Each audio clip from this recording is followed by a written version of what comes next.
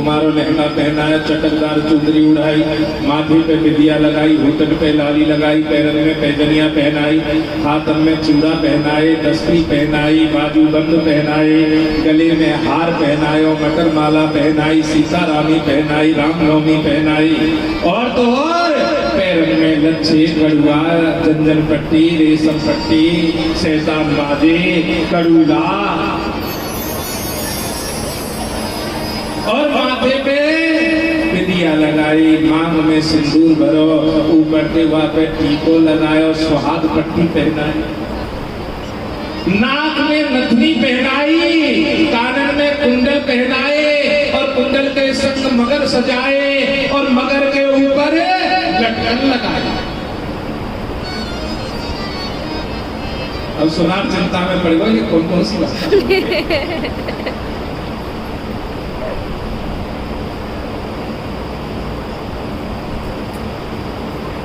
तो अभी कड़ूला भी ढंग से नहीं पता होंगे कि नाव वाले कड़ूला कैसे, नाव वाले कड़ूला,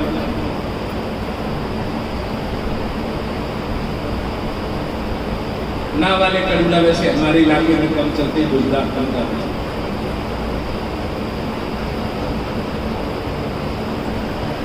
नेतारी तन ने काई नहीं कहनी है, नाव वाले कड़ूला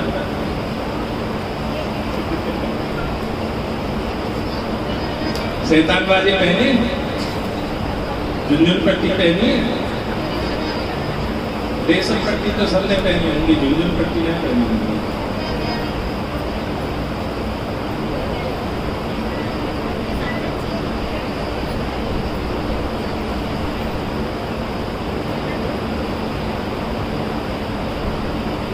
रेशम पट्टी में, और जो राधा की उपासना करने वाले, श्री जी की उपासना करने वाले हैं, उसमें 64 घुंघरू होते हैं। कितने?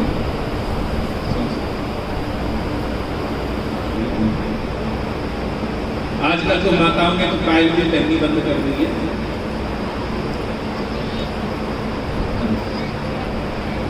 और पायल में भी बजने घुंघरू, जब बजने घुंघरू रहते हैं तो लक्ष्मी जी अपने आप वास करते हैं। आजकल बजने घुंघरू तो कोई पहनता नहीं, पायल ही पहनने बंद कर दिया, फैशन बन गया फैशन। ध्यान रखें, सुहागन स्त्री के पैरों में पायल पहने तो घुंघरू बजने चाहिए। जैसे जैसे घुंघरू बजते वैसे वैसे लक्ष्मी का भाव बढ़ता है। आज भोले बाबा श्रृंगार करके, और श्रृंगार करके देखो, एक बार सखी आ रही है, एक बार सभी जने खड़े होकर इनका सम्मान करो। साला सर से हमारे बाबा, हमारे परम मित्र, हमारे बड़े, तेरे साथ में पार्वती से मैं भी चलूंगा, तेरे साथ में, तेरे साथ में, राधा के संग में मोहन मेरी नचूंगा, उनके साथ में मोहन मेरी नचूंगा, उनके साथ में, उनके साथ में।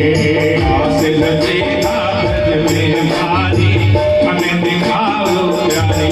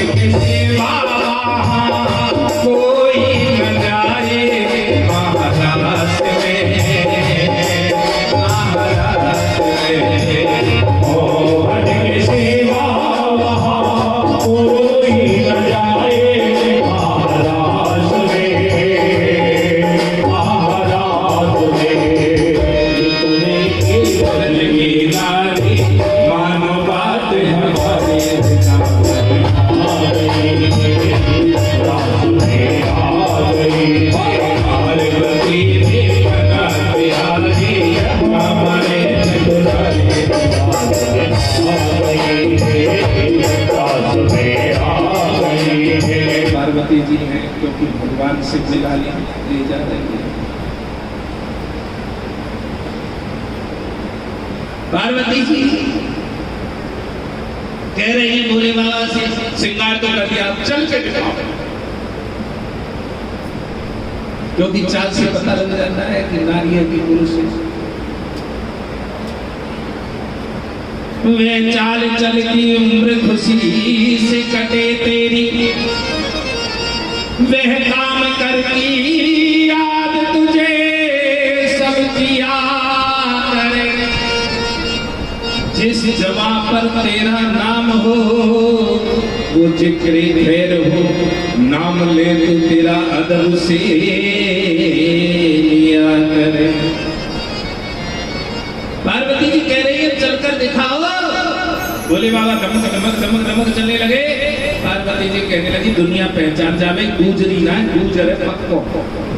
पीछे पीछे पीछे से गुजरी नहीं है ये, कौन है? गुजर। मस्तानी चाल चल। पार्वती जी चाल सिखा रही है, और गुरु हमें चाल ही तो सिखाता है, कैसे भगवान से मिलना है। पार्वती जी स्वयं हाथ पकड़ रही है। यही है गुरु जब हाथ पकड़ ले शिष्य का, शिष्य गुरु का हाथ पकड़ेगा, विपरीत परिस्थितियों में छोड़ सकता है, लेकिन यदि गुरुदेव हाथ पकड़ ले तो कैसी भी स्थिति और परिस्थिति क्यों ना हो, गुरुदेव हमें कदापि नहीं छोड़ेंगे।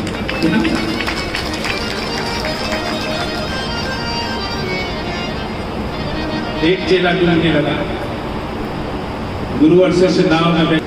शिष्य से कहा मेरा हाथ पकड़ ले, कहीं नाव इधर उधर ना हो जाए।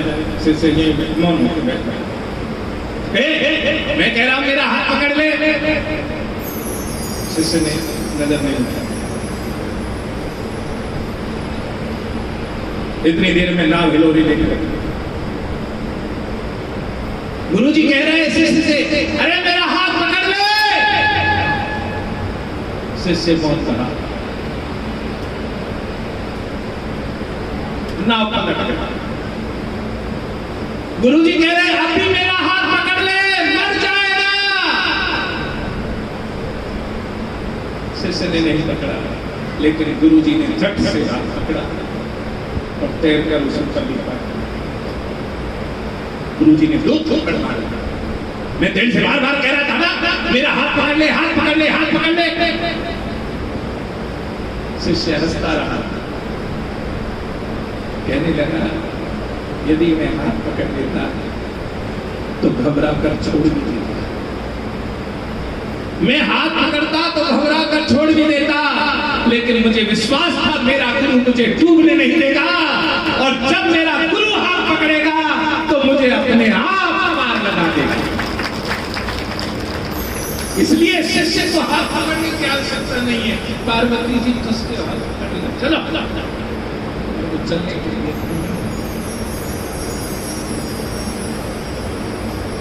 रासमंडल में गोपियों के युद्ध, दरबार भी कौन बनी है गोपी। गोपियां कह रही है बड़ी लंबी ठाड़ी है ये तो, जैसे अभी बाबा जी आगे लंबो ठाड़ो, ये बड़ी लंबी ठाड़ी है। तो भोले बाबा को करेगा छुट बचा रहा कहीं ऐसा ना हो।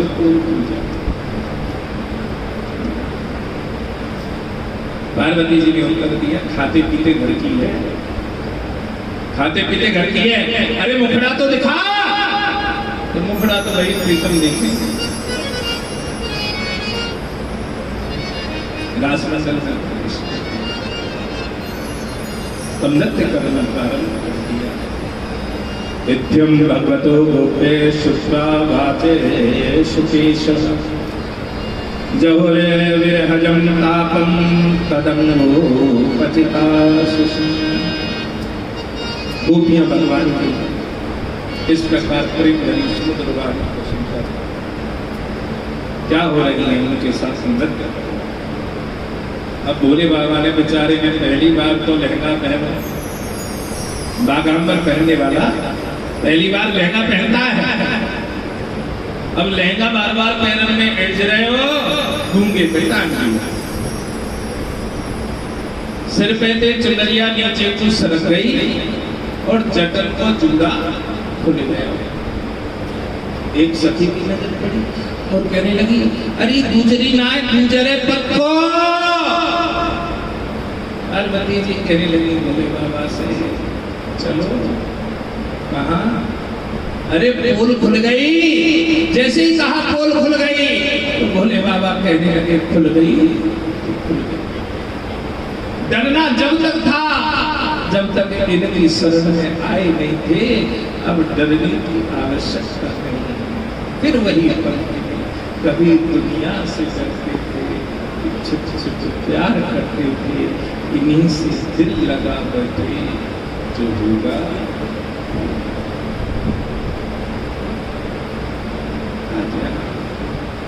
भोले बाबा अंतर ध्यान हो गए। लेकिन सुखदेव राजा धर्मवती क्रमो दृष्टे ईश्वरणाम चे साहसम तेजी असान दोषाए वही सर्वभुजो। सुखदेव ने कहते हैं, सूर्य, अग्नि, ईश्वर, ये सामर्थ्य कभी कभी ये धर्म के विरुद्ध भी कार्य करते हैं। सामर्थ्यवान होने के कारण वैसे जैसे कि अग्नि सब कुछ खा जाती है, अच्छा भी और बुरा भी। उसका कुछ अनर्थ होता है? अग्नि का कभी अनर्थ होता है? जिंदे हुए खा जाए और मरे हुए खा जाए। सूर्य कैसा भी हो जाता उसे सूख लेता है। कीचड़ को होएगा तो भी सूखेगा और समुद्र को होएगा तो भी सूखेगा। ईश्वर सामर्थ्यशाली है, वो जो करना चाहता है वही होता है। वेद मेरे में वेदन के माँ है, और जो मैं करना चाहूं वो वेदन में भी ना है। वो ईश्वर से सामर्थ्यशाली है। तो जो सामर्थ्यवान होते हैं, कुछ लोग क्या करते हैं, ले भगवान की 16,108 रानियां थी, हम 2-4 कर लेंगे तो काहे जावे, करनी चाहिए। लेकिन सामर्थ्यवान ने तो 6 दिन के ने पूतना मारी, तो 6 दिन को 6 किलो को बांट उठाए ले। 6 किलो को बांट उठाए को देखा, तो 6 कुछ लंबी पूतना मारी। कालकूट नाम का जहर पी लिया था। कुछ लोग कहते हैं भोले बाबा की बूटी है, भोले बाबा पीते थे, हम पी लेंगे तो क्या हो जाएगा। भोले बाबा ने तो कालकूट नाम को जहर भी पियो, जो कंठ में ही रख लियो। एक बार तुम सरसास की गोली खा के देख लो, ट्राई करो, चंगे रह जाओगे।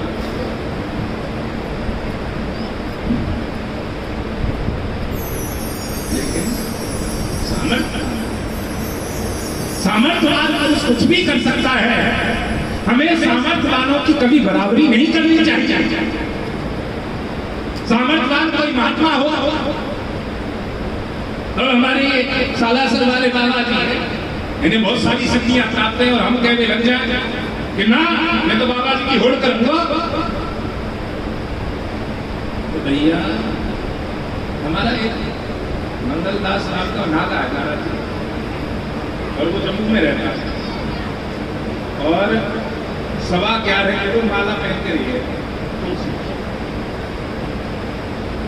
और 11.25 किलो माला बढ़ाना याद नहीं, जिसके लिए कहा गया नारी में सारी है कि सारी में नारी है, नारी की सारी है कि सारी की नारी। माखन चुराना बड़ा याद है, लेकिन एक द्रौपदी के बटुए के पात्र में से एक साथ का खाने पूरे विश्व का पेट भर दिया, ये तुम्हें याद नहीं रहता है। ये चिंता का विषय है। हम लोग भगवान शंकर ने हलाल रिस्क लिया, लेकिन दूसरा कोई नहीं, लेकिन करेंगे बराबरी। सामर्थ्यवान पुरुषों के अंदर अहंकार नहीं है। सामर्थ्यवान पुरुष के अंदर अहंकार नहीं होता, और जिसमें सामर्थ्य नहीं होती वो भैया ऐठ के मारे पेट के चलते। जिसमें सामर्थ्य नहीं होता ना वो ऐंठने वाले पेट हो जाता है, लेकिन जो सामर्थ्यवान होते हैं उस सरल होते हैं। सुख कर्म करने में उनका कोई अपना स्वार्थ नहीं, उनका अपना कोई स्वार्थ नहीं है, वो विकृतम ब्रजवधो विरतम च विष्णु श्रद्धान्वितोऽनुसृणुयादवर्णयेदय भक्तिं परा भगवती प्रतिलभ्य कामम् इंद्रो गमाश्रपैलोतचरेण। जो वीर पुरुष ब्रज युवतियों के साथ भगवान श्री कृष्ण के जिस चिन्मय रास विलास के प्रसंग को श्रद्धा से श्रवण करते हैं, उनके हृदय में भगवान के चरणों में प्रीति होती है, लेकिन भक्ति का भाव निरंतर बढ़ता ही रहता है। रात्रि के अंतिम पहर से पहले गोपियां अपने अपने घर चली गईं और उनके पत्नियों को, उनके परिवार वालों को ये नहीं पता लगा कि ये कहाँ गई थी या नहीं। क्यों? क्योंकि भगवान की यात्रा जब व्यक्ति करता है, जब आंखें बंद करता है, तो उस यात्रा में वो कहाँ पहुंचा, किस स्थिति में पहुंचा, दूसरा व्यक्ति उसके बारे में। ये विकास क्या है? ये विकास आत्मा और परमात्मा का मिलन है, रसो रस।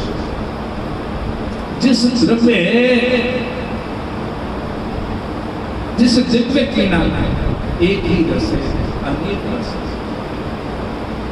एक रस है, और एक रस कौन है? कृष्ण का। कृष्ण मन कृष्ण ही हमारो धन आत्मया बुद्धू, कृष्ण से ही काम है।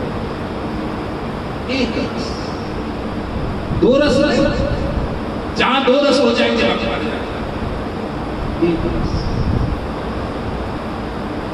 सुखदेव जी महाराज परीक्षित को इस प्रकार से रास की कथा सुनी, क्योंकि गीता के 18वें अध्याय में भगवान कहते हैं 66वें श्लोक में, सर्वधर्मान परित्यज्य मामेकं शरणं। सभी धर्मों को त्याग कर केवल एक धर्म अपना ले, और जो एक धर्म अपना लेता है उसका कल्याण।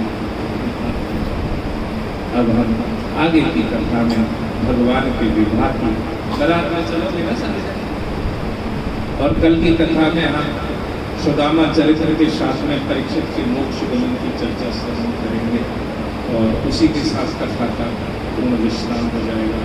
आज 4 बजे जैसे राम जी का भव्य मंदिर बना है, उसी प्रकार से सीतामढ़ी में, जहाँ सीता जी की जन्मभूमि है, कल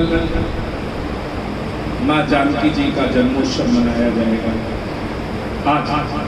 तो उसके उपलक्ष्य में 4 बजे हमारे रामायण रिसर्च सेंटर का ये दास एक मेंबर है छोटा सा, तो उसकी मीटिंग है, जहाँ पर माँ जानकी के जन्म के ऊपर चर्चा है। हमें ऐसा ही जैसा अयोध्या जी में राम जी का मंदिर बना है, उसकी प्रस्तावना हो चुकी है सीतामढ़ी में, और आज उसी को लेकर एक चर्चा का विषय है, जहाँ पर बहुत से महामंडलेश्वर श्री एकत्रित होने जा रही है। मैं क्या, ये दास भी उसमें छोटा सा मेंबर है, तो वहाँ जाएगा उसमें अनुमोदन करने के लिए। आज 4 बजे वहाँ भी पहुँचना है, और इतनी दूर से हमारा भैया है,